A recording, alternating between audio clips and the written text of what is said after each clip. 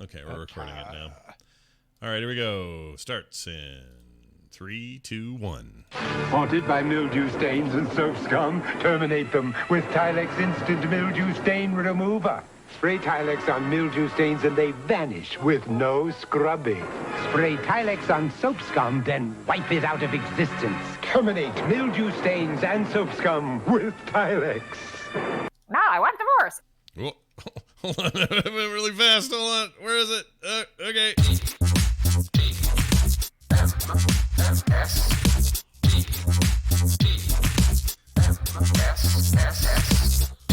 The morning stream. It's like this show that you're listening to right now, but better.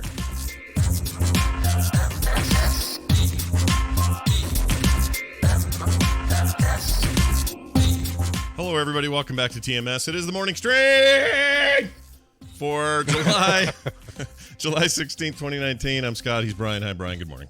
Listen to that 49-year-old screaming voice right there. Just about to turn over the clock. Wow. Tomorrow's the big day. Do you already have you got a walker picked out, and are you going to attach tennis balls to the legs of it? Oh, hell yeah. So that they don't scuff the floor? Yeah, I'm going to start with the cane one that has them on there first. Then I'll get to the full walker. That's a few years later, I think. Oh, are you going to get the cane that has the four little legs on the bottom instead of one point, like it's basically like got a little miniature table? Yeah, who's the Pixar character? Oh, in Up, the old man in Up has that. Yeah. I think so, yeah. Yeah, he's got the tennis balls on the little thing. It's just a cane. So we're going to start that way. I'm going to take forever to pee. What else? What else can I do? Listen, I'm going to take advantage of the fact that for 2 weeks, you're going to be 50 and I'm going to be 49. Yeah, because it's not that far, man. 2 weeks is nothing. No, exactly. Oh my gosh, that's weird to think. It's weird to think that our Corey Feldman turned 48 today. Oh, How good. weird is that? Good. He deserves it. He deserves a long, long existence. Brian spent a little bit of the morning sending me weird Corey Feldman photos that all look like Yoko Ono for some reason. Yeah, it's weird how there's a bunch of Corey Feldman photos online where you can put them side by side with Yoko Ono photos and say, I can't tell who's who. Yeah, they're indistinguishable. It's very weird. And that was fun, though. I enjoyed that. And happy birthday to him. May he ever reign as one of the weirdest child actors in the 80s who has grown up and survived somehow. Yeah. Somehow he's made it. You know what? I think he made a lot of people lose a lot of bets. Yeah, I wouldn't have bet. I mean, I'm not really a betting guy, but I would have said that I don't know if any of those guys are going to struggle, or I guess he struggled. It's not like it's been easy for him. Right. He did struggle. There's no suicide. There's no drug overdoses. There's none of that stuff. Right. So that's something, I guess. I don't know. Good for him. You don't see him do much in films anymore, but I wonder if like that they're doing that new TV series about what is it? The vampire one, Lost Boys. They're doing a Lost Boys series. Oh, and right. he could show up in there as a cameo. He totally should, like Frog Brother. Weren't they the Frog Brothers? They were, but I don't think they're gonna like say. And now it's the modern time, and the Frog Brothers are old. I'll bet he just plays some guy. He probably just. I don't know. I mean, you could totally do like he's some Obi-Wan kind of character. No, what you got to make sure you do is don't eat the noodles because they're really going to be maggots. Really help everybody out. Well, then what does Kiefer Sutherland do? Oh, he's dead, though. His character, I mean, not the actor. Kiefer Sutherland's character is dead. Yeah, right. So he can't come back. But I don't think they're not doing a sequel. They're doing like a retelling. It's a reboot. Okay. Yeah, it's like a whole new show or a whole new story. Maybe the same story. I don't know, but it's all new. Maybe it's set in modern times. I don't know, but that'd be cool. Holy cow. Yeah. So J.K. Grammer posted a link in Ranker from Ranker.com, celebrities who turned 50 in 2019. Do you want to hear some people who are turning 50 along with the two of us? Let's do it. What of our generation are rolling over that clock? Our I guess you can't really call them contemporaries. I don't know what you call them. Our 2019 50-year celebratory brethren. Why not? Jennifer Aniston Yay. turned 50 February 11th. Nice. Speaking of Jennifers, Jennifer Lopez is turning 50 in about a week. Mhm. Actually, about a week after you do. Oh, so she's right. She's sandwiched between the two of us. She's sandwiched between the two of us. It goes. It's a Jennifer Lopez sandwich. Okay. Wow. See what he is the bread. All right.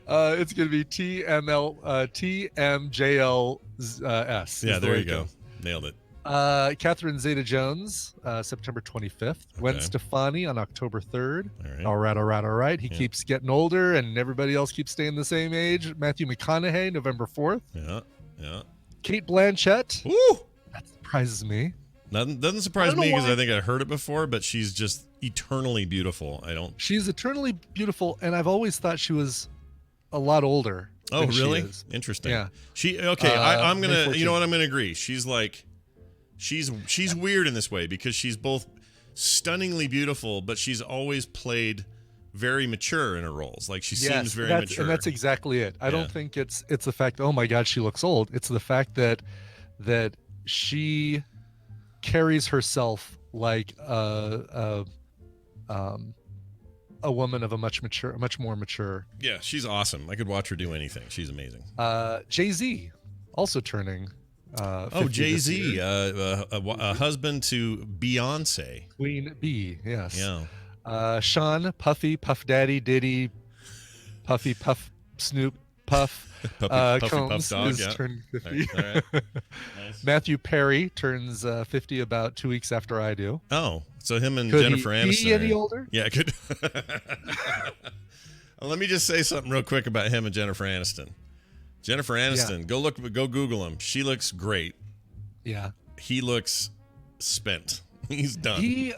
He vacillates though between looking really bad and looking really good, and it really does.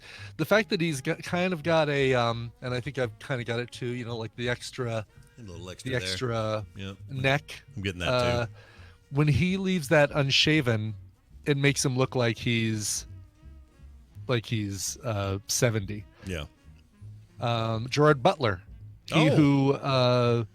who saved the White House a couple weeks ago. Yeah, The saved- movie we just watched. Save that White House. There's 300 of him somewhere. All 300 of them. Well done. Good job, buddy. Paul Rudd. Yeah. See if I've got any more here. And Edward Norton. Paul Rudd. Paul Guy Rudd. doesn't look a day over 15. Oh, Peter Dinklage just turned 50. Oh, well, congrats to him as well. Damn, Jason Bateman, Christian Slater, Dave Grohl, Ellen Pompeo. So many. Bobby Brown, Terrence Howard, Michael Sheen, Brett Wait. Favre. Hold on, Michael Sheen. That was just Michael in Sheen. Good Omens, Michael Sheen? Good Omens. Yeah. Oh, and that's Frost fantastic. Nixon, Michael Sheen. Okay, all right. Yeah, Holy he's- cow, there are a lot. Jason Priestley. Oh, my God. Dr. Ken Jeong, Jack Black, Uh-huh. Nancy Kerrigan. We're getting into the we're oh no, Dave Bautista. I thought we were getting into the dregs, but we're not getting into the dregs. Norman Reedus, Oh, Javier yeah. Bardem, Yeah. Look at these cool names. Ches Bono. Oh well, Although I Wes would have Anderson. said Javier Bardem older. Way older, right? But but kind of in a Kate Blanchett kind of way. A mature, right. Yes. mysterious sort of age. Like that's weird that he's our age. That's strange. Patton Oswalt, Punisher Thomas Jane, Oh wow, Thomas Jane. He's equally punishing Anne H. Trey Parker, Trey Parker and Matt Stone. Or how's Matt Stone posing to say? All right, that's fine. Saeed from Lost, Naveen Andrews. Naveen Andrews, nice. There we go. That's it. Now I've gotten to the bottom of the list. Whew. That's a Ooh, lot of people. That's Scott, a lot that of are- cool. That's a lot of cool people. I like the 50-year club, man. I feel like we're in good company with the 50-year club. Yeah, they're a lot of talented, beautiful people in that list. There are. Well done. And NH. And No, I'm kidding. I like NH. I think she just went through kind of a weird phase. she where ran things around got weird for NH. Did she run around a neighborhood naked or something and show up in And people's? I think that's it. Exactly. Yes. Yeah. I can never remember if the stories were Anne H or Margot Kidder. But I think they're the similar stories for the two of them, and I can't remember who was who. What did the last movie I saw Anne Haitian was the one that she was in with Harrison Ford, and I don't remember the name. of it. 7 Days and 6 Nights, or whatever it was. that was called. not a great movie. It was kind of bad. It really was not. No, but it was prescient, right? Because Harrison Ford crashes his private plane. Oh right, but he didn't. He did that in Mosquito Coast too, didn't he, or something? Did he? I can't remember. There's some thing about Harrison Ford crashing multiple virtual planes. And then maybe it was an Indiana Jones movie where he did it or something. Something happened like that. Well, he jumped out with a life raft in Temple of Doom.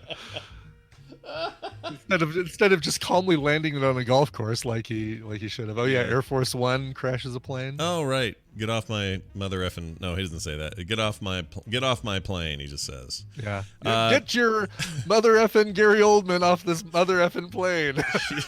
I also remember her Anne Heche. Was it Volcano?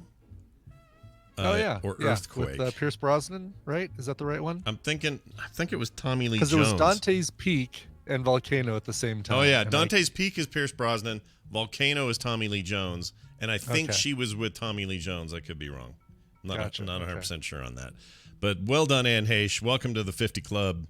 May we all ever reign. Hey, I got a thing I want to talk about. So you and I are we're all in on, we like streaming content. We do. We're fans. We like our content when we want it. We want what we want when we want it. And screw TV Guide. We're also pleased that a lot of the streaming content is good, turns out. Like, I know. Yeah. These services have done well with their stuff. And so, that reminds me, I'm an episode behind on Handmaid's Tale. But anyway, we have a new player in town. Or is it an old player?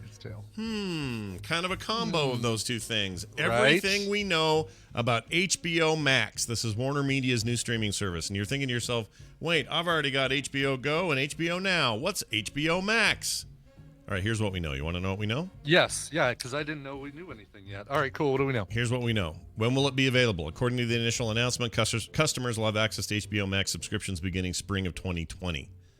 So it's not too far off, but a little vague. There's no actual date, but we have spring. Whatever spring means, whatever spring brings, I guess. Sure. How much will it cost? No official subscription price from HBO yet, but there are indicators that say it'll be more expensive than similar services on the market. Back in June, the Wall Street Journal reported it. Warner Media was considering a rate of $16 to $17 per month for the service. That's more than the current HBO Now, which is $14.99. Which is that's much more channel specific.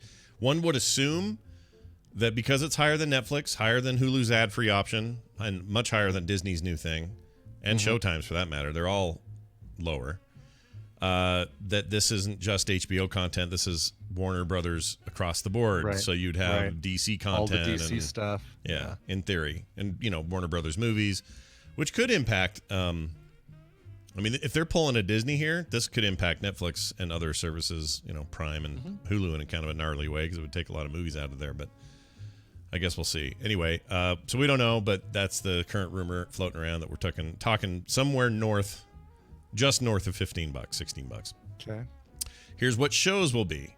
All the Emmy-winning library of acclaimed HBO shows will be the backbone of Max. Game of Thrones. Yep. You got your Westworlds and your Six and the Cities and Sopranos and all the stuff I already get on HBO Now. Right. That'll be there.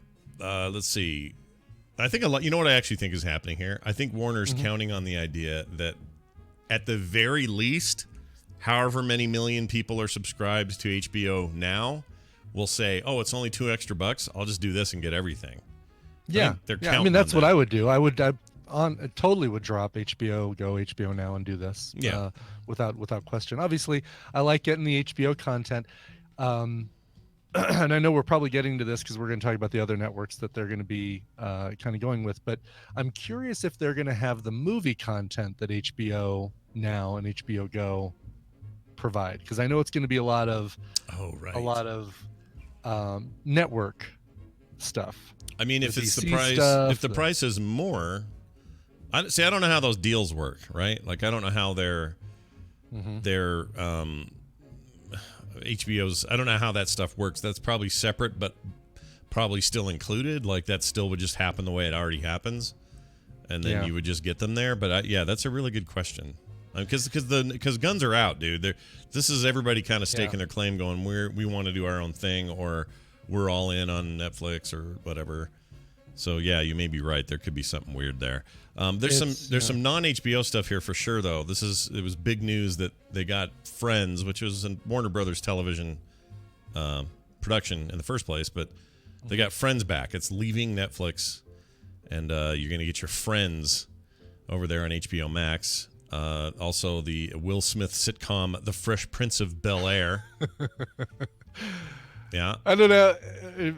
Are people clamoring for that? Like, are they saying, we need to be able to stream all those episodes? Maybe. Maybe. I don't know. It's weird, right? I don't know. It's very weird. You got your Pretty Little Liars, your CW teen soap drama. Wow. So one app will provide both our Big Little Lies and our Pretty Little Liars. Yep. And our Riverdales and our there's a new Riverdale spinoff called Katie Keene, which I don't know what that is. Ooh, I can't wait to watch that one even less than I watch Riverdale. I could not encourage you more to not watch Riverdale. I freaking hate it. I really hate it. Like, I don't. TV can come and go, and it can be bad and good, and it can be middling and whatever. I think Riverdale is really, really, like, legitimately, objectively bad. Like, bad. Yeah. It's bad TV. Yeah. I mean, listen, I still watch the other CW, the Berlanti stuff. I watch Flash, and I'm so glad Arrow's coming to an end because that thing feels like it's been circling the drain for a couple seasons, but I want to finish it to its ultimate conclusion just to see how bad it can get, I guess. Yeah. You've enjoyed the Legends tip. Tomorrow, though, is a dumpster fire of awesome. You've enjoyed the tip of his arrow. You just like the full shaft at this point. Right. Exactly. Yeah. Yes. Just the tip, Oliver Queen. But I have not started Black Lightning yet, and that is on my list to start. Is that good? Supposed to be? It's supposed to be really good, and like Ro really likes it, and he's recommended it to me. The problem with it is that there's no interaction between that and the other Berlanti shows. So it's like, all right, well, I'm gonna watch the ones that kind of connect to each other before I pick up another one. It's a good idea. Jeannie in the chat says, I've dropped all Berlanti shows except for Legends. She thinks that's hilarious. Legends is hilarious. I mean, if you watch just one Berlanti CW DC show, Legends is absolutely the one because they give 0 Fs. They will create plot lines that are completely out there. I think there was a unicorn farting or stabbing people with its horn last season, or maybe 2 seasons ago. I mean, it really is it's a great one to watch. All right, I'll take your thing. All right, here's the hint at what movies might happen. Okay, so to answer your question earlier, so we are going to get some movies. A little bit of a hint. It says in the 40-second promotional video they used to announce this thing, there is a clip of The Wizard of Oz. This suggests HBO Max could be home to some classic film titles. Remember that? You remember this subscription Filmstruck, and everyone loved it? I remember the name, but I don't remember. I never signed up for it. And it was a Warner Turner affiliated service that they absorbed. I want to say they bought it or did something. I can't remember the deal, but people loved it. It was like classic. It was all classic movies and tons of it, and Criterion stuff and all that. Or maybe Criterion was separate. Anyway, it doesn't matter. They own that now, so in theory they could roll that in. Anyway, they're talking about having their own movies, and they're obviously stars. Born, Crazy Rich Asians, Wonder Woman. She featured prominently in the trailer there. The Gal Gadot. Compared to TV options, looks like it's just much less clear as to what the library will be, and if it'll even mirror what HBO has on its own. So we don't know. Original content. Very few details about that, except for the stuff that's obviously HBO originals. But we don't know if it's like does Max have its own set of originals and exclusives that aren't available on regular HBO, and nobody knows. Well, the Dune series. Where's that going? Is that HBO? That's coming HBO. Yeah. Oh my gosh. The Sisterhood. There's a Gremlins animated series based on the first movie. I'd much rather have one kind of base that continues from the second movie because if I felt guilty about loving it, I'd call it a guilty pleasure, but it is just a pleasure. I don't know why I love that movie so much, but I do. Yeah, I like it too. Why aren't we film sacking that? What's going on with us? We're waiting for it to be streaming, but it is on our must-sack list. All right. The Flight Attendant, which is a Kaylee Cuoco thing. Tokyo Vice, which stars Ansel Elgort, who should have been Han Solo. Nice. Oh, right. Yeah, that guy. Yes, I know who you mean. Yeah. Baby Driver. Yeah. Yep. He's cool. I like him. So, Yeah. So, I mean, obviously, this one feels like a no-brainer if you're already signed up for HBO Now or HBO Go, because it's basically here's all that stuff, and if you like DC stuff and there's some good stuff on DC, then you can just add it. Yeah. Well, there you go. There's your breakdown. I don't know if that helps anybody decide if that's something they want to do or not. In our current hellscape of streaming services, it's another one. It's a thing to pay for. So looking for it. That Kaylee Cuoco thing, I hadn't heard of that. What's that deal? She's a flight attendant. It's a thriller, I think. Oh. But it's a series. It's not a let's see here. Attendant. It's written by somebody famous too, isn't it? Yes, it is. It is based on a novel by Chris Bojalian. And it is a mesmerizing tale of denial and revelation. Hold on, let me get the quick plot. I'm mesmerized by your description. It's a young woman's erotic journey from Milan to Minsk. Perfect. That's what it sounds like. No, let's see here. Mesmerizing tale of denial and revelation. The flight attendant opens in an opulent hotel suite in Dubai, where Cassandra Bowden awakens to find herself in bed with a dead man. He had been a passenger on her flight the day before. He was handsome and a flirt, and when he asked her to rendezvous for a romantic dinner after they landed, she couldn't say no. Just as she could never say no to the seductive pleasures of alcohol. This time, her binge drinking has ended in a bloody crime scene. But she has no memory of any intruders. Could she have murdered her mysterious date? If not, who did? Oh my gosh. That's really intense. Find out with the silly girl from Big Bang Theory. Yep, that's the one. Wow. Yeah. All right. Sure. And if you ask me, the best reason to watch The Big Bang Theory. Yeah, I kind of agree. That show's over now? Yes. Okay. Over and done. All right. And good for them. It went kicking and screaming, still throwing out pop culture references with no,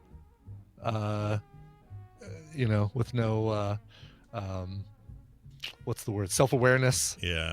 Just basically randomly saying, well, Spock would do this. Yeah, that went too long too. That stuff. Yeah. Like I just, I don't know. Early on, I had hopes in that show, and I, I'm not going to say I wasn't entertained here and there. But in the end, I think I'm good. Tina wanted to watch the ending or the final episode, the final 2 episodes. So we watched the final 2 episodes, and I think there was a funny commercial for something that came up during that. But I think that's about the only time I chuckled or laughed. Was she entertained? Did you get what she wanted out of it? No. All right, it's a bummer. No. When Russell Crowe came out and said, "Are you not entertained?" Tina raised her hand and said, "Yeah, I'm not. Thanks." I'm not entertained. Yeah. I always say that when Russell Crowe comes out.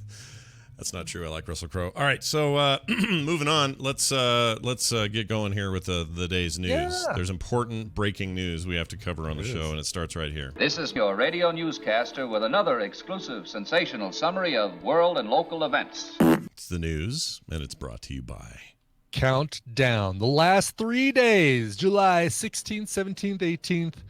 And well, today I'm not counting. So 4 days, because on Friday I'm closing applications for America's Next Top Podcaster. So this is your last chance to be part of season 2. We're going to start picking our 12 contestants over the weekend, and they're going to be coached and prodded along and massaged ever so gently virtually by our 3 judges, Scott, Jury, and new judge Jenny Josephson, because we don't have enough J's in our judging panel.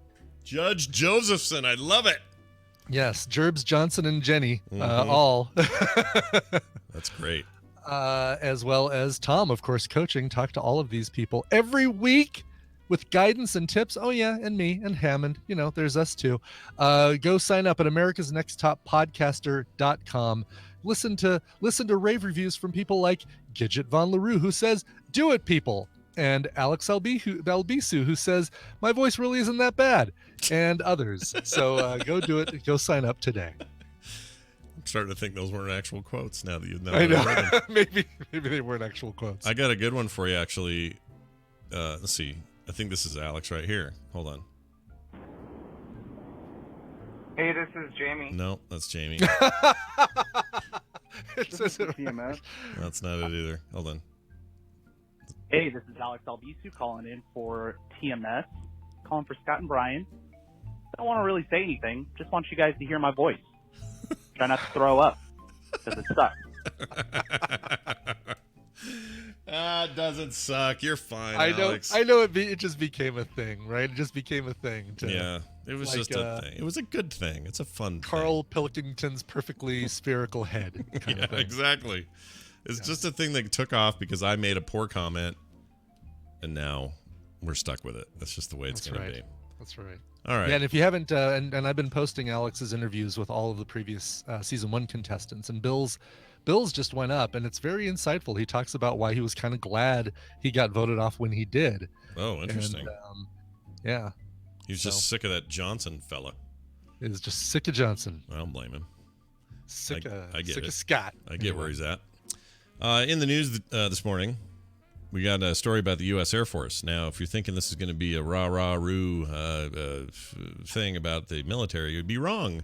It's their response to the Storm Area 51 thing that's going on. Did you check out any of this stuff after we talked? Yes, I know. I hadn't heard about any of it, and then I read up on all of it, and I just can't believe this is really a thing. I mean, it's still part of me that wonders if it is, like if it's not just the biggest, dumbest hoax in the history of ever. I would say, I mean, what do they have? 1.2 million or something people who have signed up on this Facebook thing to do it. Uh-huh. So, background for people, if you're like me and hadn't heard of this until yesterday, there are a bunch of people are planning on storming Area 51, and it's a good portion of it are alien truthers, right? Yeah. Oh yeah, big time. Yeah, but then I think there are a lot of people who are like, I'll click join on this one. I have no intention of doing this. Yeah. I feel like, how do I say this without getting in trouble? Okay, here you go. I got it. You kind of hope they do it so that we can easily round them up and put them somewhere where they don't hurt themselves or others. All right, I'll go supernatural to make it less biting. You know how science fiction makes real issues less biting because it's set in the science fiction universe? So I'll say this. Sure. I hope what happens is they get close to the thing. I don't want them to be shot and killed. What I'd like is for it to be real close. I want all the army to have guns raised and ready to roll, waiting for the order. But then I want an alien entity to zap all of these followers out of Earth existence and take them wherever their home planet is. And that way, we might positively affect the actual election in 2020. That's all I'm saying. That's right. Like, basically, we will take you back to our home planet of Megatron. Beep, boop, beep. Oh, I'd love it if it was Megatron. Beep, beep. We are trying to make Megatron great again. Please come back with us to our home planet. Megatron. Very nicely done. Well, anyway, the U.S. Air Force is now warning these people. What started as a tongue-in-cheek plan by UFO enthusiasts to storm a notoriously secretive U.S. Air Force base known as Area 51. We've all heard of it before. They want to get in there and see them aliens. Has turned into a national security issue. The U.S. Air Force has now offered a word of caution to more than half a million people. It's now more. This was issued before the number jumped. Excuse me. That said they would be attending it based on the Storm Area 51 Facebook group, as you mentioned. Mm-hmm. They can't stop all of us. Right, which is the tagline for the event. I think it's also the tagline of the most recent Backstreet Boys tour. Yeah. They can't stop all of us. Oh, I wish we could, though. Right? I wish we could. If only. It says here they told the Air Force spokesman talked to the Washington Post and said this, quote, "The U.S. Air Force always stands ready to protect America and its assets.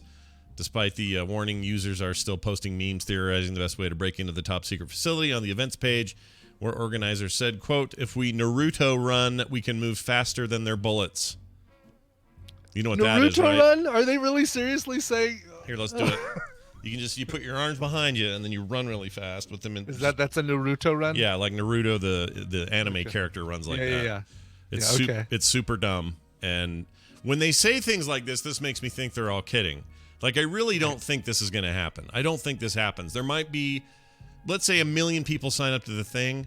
Yes. There might be a few hundred that show up. And of those that would storm the place, there's like 2. And we don't need those people. I think it's right. It's going to be 100 people kind of looking at each other going, I think they can stop all of us. Yeah, I think we're screwed. I mean, yes, it started out as a joke, but there are people who take this seriously, and yes, it's impossible to tell online who's trolling and who isn't.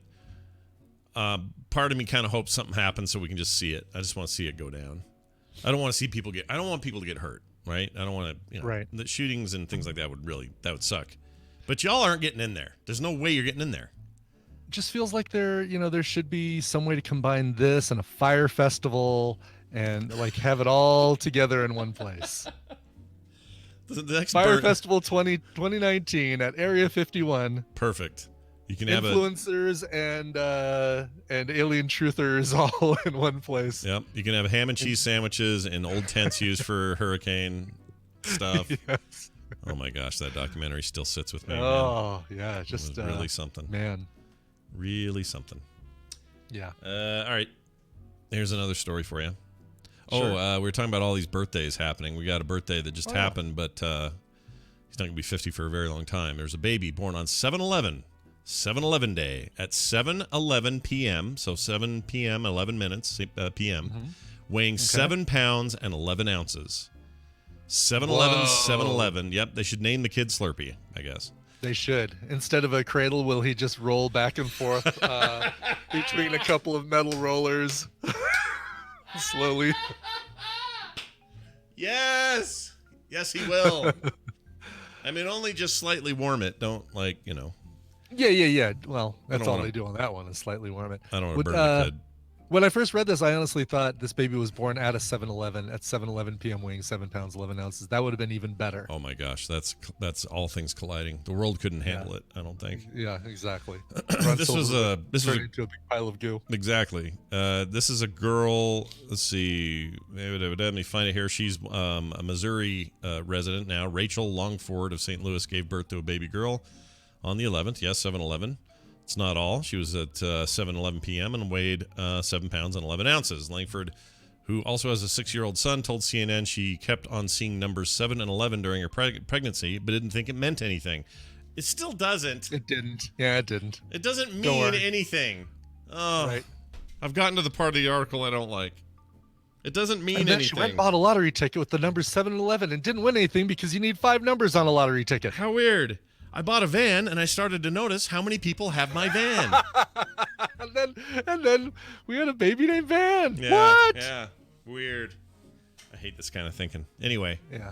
Thought it was weird at first. Didn't know the numbers would mean so much. A lot of the times during pregnancy, I would look at the clock, and it was 7:11. Shut up. Anyway, about a little freaked out. Both mom and baby are doing well. Why? Why freaked out? Yeah. Don't be freaked out. It's a convenience store that sells garbage food and bad gas prices. What? Scott wants to rant. I do like that Psalm 7:11 is God is a righteous judge and he is not angry at all times. Wait, that's not King James. What version is that? That's too common sounding, isn't it? Hold on. I don't know. I don't know where it pulled it. It came from BibleHub.com, Psalm 7:11. All right, let's see. Psalm 7:11. God is a righteous God. Oh, judge. All right, that's King James. Here we go. This is better. God judgeth the righteous, and God is angry with the wicked every day, it says. This is the opposite of what yours said. This one says he's always mad. Yeah, angered by injustice every day. So where did the let me see where that one came from. The other one's got their own ideas. And he's not always angry. No. I do like that. He's not always angry. Which one is that? Shows his wrath, angry with sinners, angry throughout the day. Wow, the indignation. Oh, here we go. The Aramaic Bible in plain English says God, the judge of truth, is not angry every day. Really? Yeah. Oh, okay. Well, they seem to have the opposite of what this says. They do. Because all these other translations say, here, the Brenton Septuagint translation is God is a righteous judge and strong and patient, not inflicting vengeance every day. Wow. You know what this sounds like? It sounds like maybe, just maybe, that man is terrible at keeping stuff straight over thousands of years. I think they're bad at this, it turns out. That's right. Good job, Oh my everyone. God, did we just kind of cross over into Third Eagle territory by reading a psalm during the morning stream? Probably. Except we don't have a cool theory about it, though. We Yeah. have a theory like, and the leopard freaking I know. mounted Yeah, well, the now he's got to do a chicken. crossover episode as well, where a burglar in Ann Arbor, Michigan, disclosed his location by farting behind a couch. End times. And That's times. let's see. So anyway, they're Let freaked me out. see how many Harrison Ford movies I can name that made more than $1 million. I mean, look, we could do a Patreon level where I would give to the Patreon level if we could get Third Eagle to do that. You know, absolutely, for one episode. Heck We yeah. can't even get him to talk about his own conspiracies anymore. I okay? know. Yeah, you just Today we're gonna rub our beads and pray for Trump. That's all he does now. Rub his beads and pray for Trump. Yeah. F that. His All right. beans or his beads? His What's he rubbing? I said beans, didn't I? I think I meant I think beads. you said beans. He's rubbing his beans. Picture that for a while. Just put that in your head. Rubbing his beans. Oh, it makes my crotch hurt. I'm gonna go in my sculpture garden and rub my beans for half an hour. I'll have a camera there. Because as we know,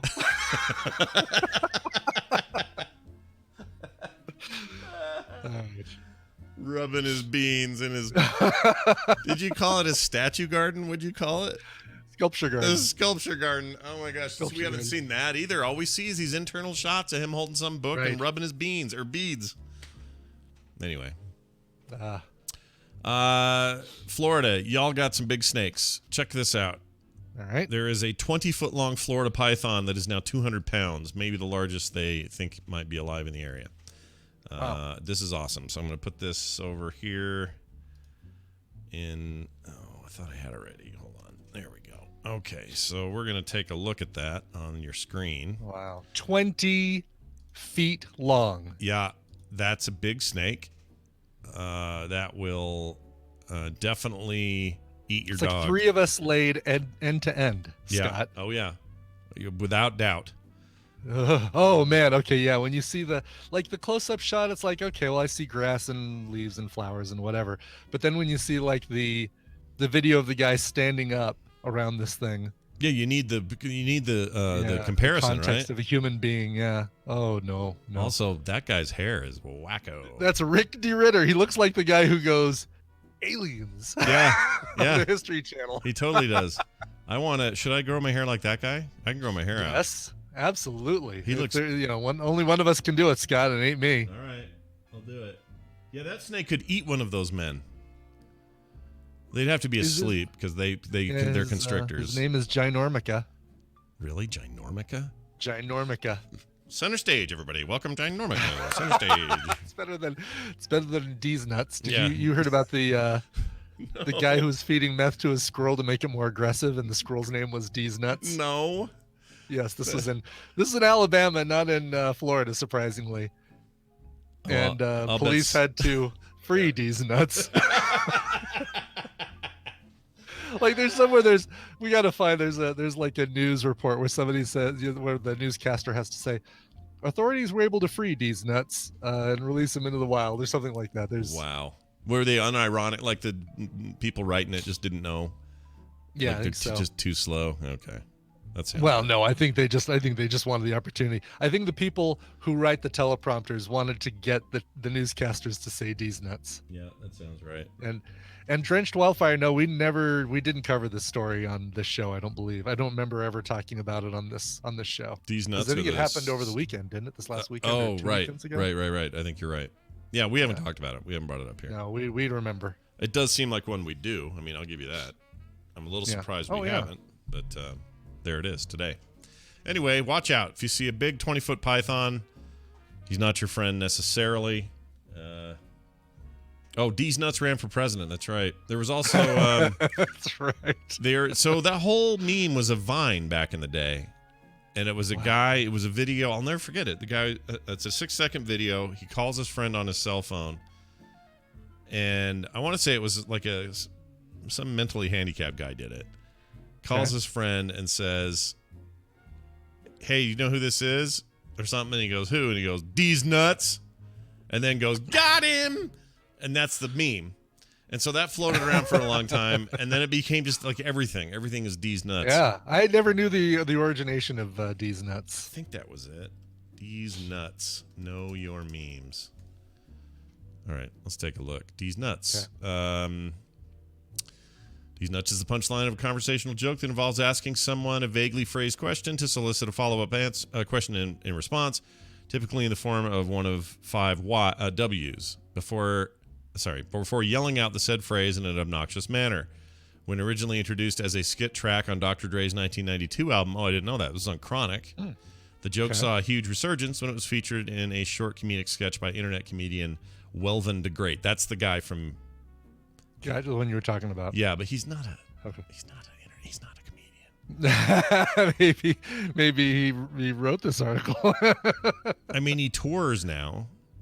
Oh, really? Yeah. Does he tour just based on the popularity of his meme, though? Yes. Yeah. That's entirely it. So here he is saying it. I'll just play it. Okay. Oh. Wait. Back it up. Oh. Because some came in the mail today. These nuts. Got him! That's it. Now that I hear and see that in the Alex Alvisu posted the link, it's like, oh, I do recognize this guy. I do remember this. Yeah, that's the thing. Got him. Yep. Pretty funny. Anyway, what was the point of that? Oh yeah, watch out, giant snake. Be careful. Okay. Final story before we get ready for our guests here. Brian is washed out. Look at your screen. Wow. Yeah, it's weird because, I mean, I'll take a quick picture of, here's me. Here's my screen as I see it. Yeah. I'll put it in chat or in, I'll put it right here in Discord. Mine. Oh yeah, you look. And it looks like the top of my head is cut off because of that dark gray bar that says null. So it looks like you could actually flip me over, and I'd be perfectly flat. Yeah. Like you could stand on your head for hours. I could stand on my head for hours, exactly. Yeah. But I'm not that washed out.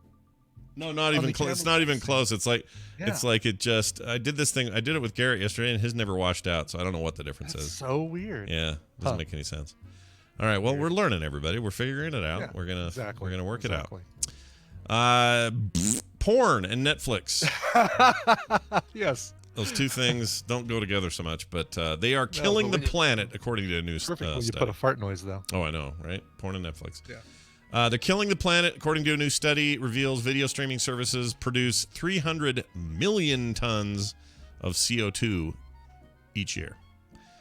Now, not directly, obviously. You don't hit Like Netflix. to know how this is possible. Well, it's all about energy production. So it's like you can do this with anything. You can say you could say this with YouTube and Amazon Prime are causing this too. and they're probably included, honestly, in this thing. Probably. However, you could say technically you and I right now are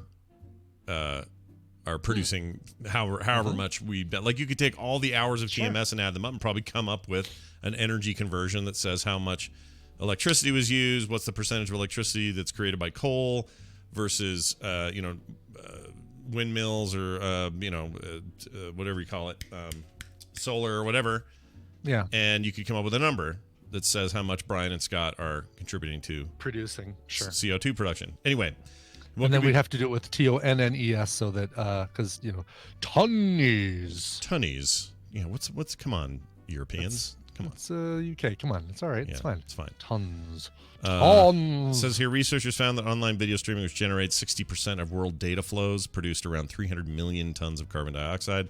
The number represented 20% of the greenhouse gas emissions of digital devices, use and production included, and 1% of global emissions, i.e., as much as Spain. So Spain and the internet both produce producing lots of CO2. Wow. It says here, and of this, the greenhouse gas emissions by video on demand services such as Netflix, Amazon Prime, and more are 100 million tons per year, almost 1/3 of global emissions. Most every electronic device requires electricity, and to generate electricity, it still uses fossil fuels, which produce carbon dioxide, and they contribute to emissions and greenhouse gases. According to the report on the unsustainable use of online video by French think tank The Shift Project, or as they would say there, Le Shift Project. Le Shift. Le Shift. Oh, Brian's all white. Oh, there you go. You look good now. Yeah, I was gonna say if I refresh it, does it Yeah. so that it looks better? Fixed it. Okay, Yeah. It's good now. we'll see. Apparently, it keeps evolving into brightness. So just let me know. Yeah, I'll let you Let me know know if it when it goes gets bad. bad, and Yeah. I'll just do that thing again. Yeah, that's totally fine. I'm sure the chat will be more than Yes, happy. exactly. More than Yes. happy to let you know when things have gone sour. Let's see. According to the report, let's see. As per the report, pornographic videos. Here's the porn part. I like the porn part. Yeah. Porn Yes. makes up 27% of all online video traffic in the world. Taken alone in 2018, pornography streaming generated over 80 million tons of carbon dioxide. That is as much as all of France's households, close to 0.2% of global emissions. From the standpoint of climate change and other planetary boundaries, it is not a question of being for or against pornography. Telemedicine, I don't know what that means. Netflix or emails, that's some French thing. The challenge is to avoid a use deemed precious from being impaired by excessive consumption of other use deemed less essential. That's some wordy bullshit there. Yeah. Anyway, so the idea is, and I agree with this, we need better power consumption, sustainable consumption for things like data centers, and a lot of them are like I want to say all of Apple's are solar now, Right. and Google maybe is doing that Especially too. now they got that big donut campus. I'm Right. still kind of amazed. 27% of all online video traffic in the world is porn. I mean, it's That a lot, but it's still lower than everything else, which is comforting somehow. I don't know. well, it's lower than everything else combined. But I wonder. Well, 'cause I'm sure Netflix- online video traffic, so specifically video, is what they're talking Right. about. So I mean, yeah, exactly. But I mean, Netflix is going to be what 5% of that. Hulu's going to be 3% of that. HBO Go is going to be 2% of that or something. Let's see. Just The number doesn't- represents. Okay, according to this, 20%. Let's see. Emissions advantage. That doesn't break them apart. I want them to break it up. Because I want to know if they can break. Maybe they can't. Maybe there's not a way to do that. But I would like to know, like, tell me what Netflix is. Actually, give me all the major streaming platforms of the world. Combine those because that you'd need everywhere, not just where it's prominent. And then take porn and then tell me the difference. And I wonder what that would be. Yeah, if it it would would be be more curious. or less or whatever. I mean, look, people like their boobies. All right, They like their boobies. you like the boobies. You like the wieners. People like the vajayjays, right? Wow, 85% of Facebook videos are watched without sound. Well, that's because aren't they soundless by default? Yeah, I think so. I think you have to turn them on, so it's just lazy. Yeah, I think that's just people just flipping through a thing. I mean, I never look at Facebook video. I hate it. Yeah. They do those ad inserts in like your grandma could post a video of her playing with her cats, and they'll put an ad insert 20 seconds Yes. in. Yes. it's Double irritating. bird up the hoo-ha. Irritating. All right. I just break my mic. I just flipped off my camera so hard that I almost broke my mic. All right. We're all good. Let's take a break. When we come back, we will spend some time with our buddy Bill and, of course, Jerry after that. I have questions for Jerry. This week's been interesting, and I have some questions for him. I saw that. I like this. I like where we're going. Yeah, the political questions. I have a theory. I have a dark theory about something that just happened. So we'll get to all that in a minute. Before that, though, a musical break with a giant song that Brian has prepared for us. Brian, what do you have? Giant song. Yeah, this one is a little bit longer. This is the Jensen Jones Band. They are from Toronto, Canada. They have a brand new album called Stay. Really cool album cover, by the way. A little house floating off into the air with tethered to a tree in the front yard, which is really cool. This album, by the way, mixed by Terry Brown, who mixed music for Rush. Heard of them? Another Canadian band, mastered by Grammy Award winner Peter J. Moore. These guys are great, influenced by Jeff Beck, Crosby, Stills, and Nash. Speaking of which, this actually, it's funny, the song I picked is an instrumental piece, but it's a really, really cool atmospheric instrumental piece that I really, really like. It is called Asmodea is what it's called. It's the Jensen Jones Band from their brand new album, Stay. All right, we'll be right back. Stay tuned. Sue's folks were going to pay something to put her in junior college here in town for 2 years. So we'll have that. But instead of going to college, she'll get a full-time job in campus town. Say she doesn't care anymore about education. So with that, and my part-time job, we'll get by. Uh-oh. Here's Sue now. It's aggravating.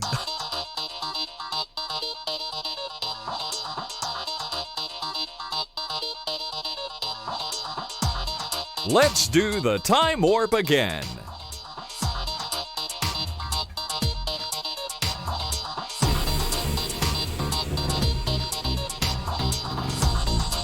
All right, we're back, everybody. Welcome back. I don't know why he didn't say this is the morning stream at the end of that. He just said, let's do the time warp again. That was weird. What if people don't know where they are? Right. You're the morning stream, people! I've been watching Seinfeld again. It's comforting. I put it on at night. It's just on, and you just sink into it, and you're like, Kramer, you're crazy, and then you go to sleep. It's good. Now I'm wondering if I should watch Friends just because, it's going to be going away soon. Well, you'll end up getting that Max probably. Yeah, I will. I totally will. I mean, you and I are both like, we like year-round HBO because we're not just Johnny come latelys. Ooh, Game of Thrones. Oh, it's off. Okay, I'm out. Like I have to watch it. Unlike I like it all. CBS All Access. Discovery's over for the season. Okay, click. Right. Oh, services like that are going to get hurt by stuff like this. Yeah, they will. I don't think they've got the library to make it work. Zoe, is this a podcast? Yes, it's a podcast. All right. What are we doing? We're going to do a thing, and it's going to involve me pushing a button. So let's do that and get Bill in here. He is punishing the props as we speak, one would think or hope. And when he gets here, we'll play a little theme for him and welcome him to our dumb little show. Here's his thing. But Bill just isn't thinking about danger. Bill Duran, are you there? I'm here. Oh, that's fantastic. Bill Duran, everybody, all the way from punishprops.com and the beautiful Pacific Northwest. He is here to talk about cool making stuff. He makes stuff. And because he's a big maker type, he likes to poke in here and say, hey, everybody, I made a thing. Maybe you'll want to make it too. Here's how I did it. And here's some tips and tricks. And we really appreciate it. Here's how you can make a thing. That's right. Yeah. Well, Bill, what are you doing this week? What's going on? I've been working on a different kind of making. Ooh. I have been writing. Oh, we talked about this, like books. Yeah, book books. writing. Book writing. Like wordsmithing. That's what I've been doing. Got my anvil out. I got my words in the forge right now, getting all heated up. Yeah. Nice. Do you just make them out of resin, or do you? Yeah. Then I'm gonna hit him with a hammer. Resin book. I like it. Foam book. You foam smith your book. Do that. Right. Yeah. Yes. Well, earlier I talked about writing the book a couple weeks ago, but I want to talk about my writing process, the actual mechanical process that I'm using to do all of the writing. For my third Foamsmith book, all about making helmets and stuff.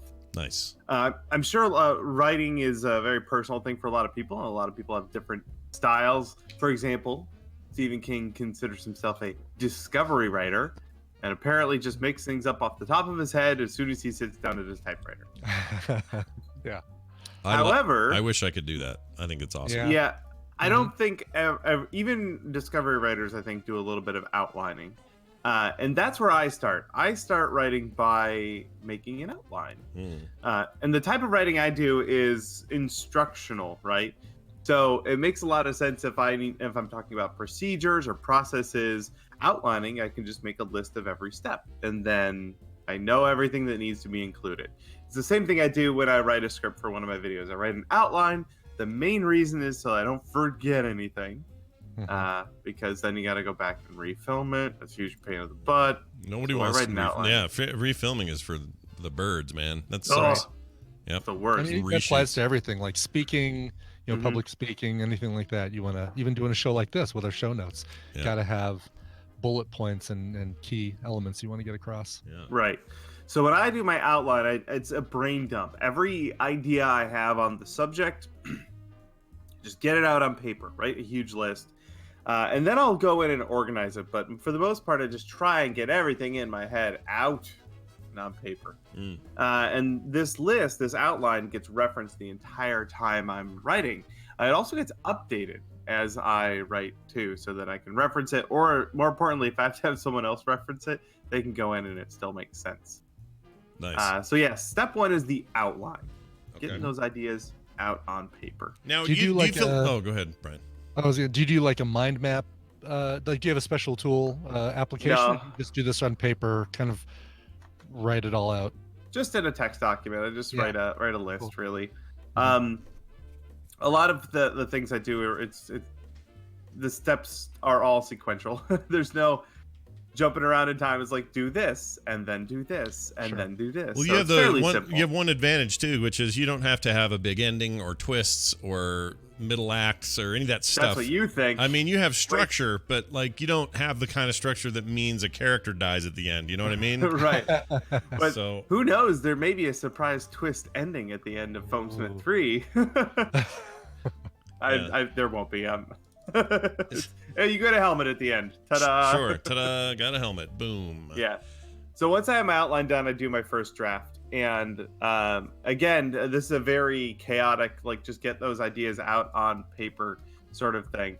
Be reckless, just if you have a fun or funny idea, just run with it. Just put the words out there. You can edit it later. It's fine. If you think it's good, put it on paper. And like I said, I'm always referencing that outline as I work. And so go ahead. Sorry. No, I'm just saying I'm wrapping up the end of the first draft right now. It's kind of where I am in the process of this book. That's what I was going to ask you. How many drafts do you typically like? What have you done in the past? What do you think you'll do here? So this will get. I'll do my first draft. I'll do my first edit, and then I'll have Brittany edit it, and then I'll probably have a handful of other people take a look at it. Nice. I don't think I've rarely had to rewrite large portions of a book because it always makes sense. It's not like, oh, that's a weird ending, we have to rewrite part of it so it makes sense. It's about making helmets, so no surprises, hopefully. I started writing a short science fiction story that I'm afraid to show anyone, but it's far enough along to call it maybe 3 chapters of content. And then I got nervous and kind of stopped. Here's my question for you. That's obviously, it's again, fiction's different than what you're doing, but what advice do you have when because I'm guessing you also would hit a point in creation of a book where you're like, oh man, have I bitten off more than I can chew here? Or have I been redundant with the old book?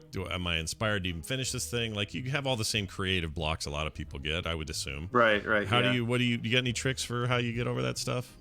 I'll be honest, the outline I write really helps me because I basically get the whole book out on paper, right? I figure out the whole book then, and it's every talking point, yeah.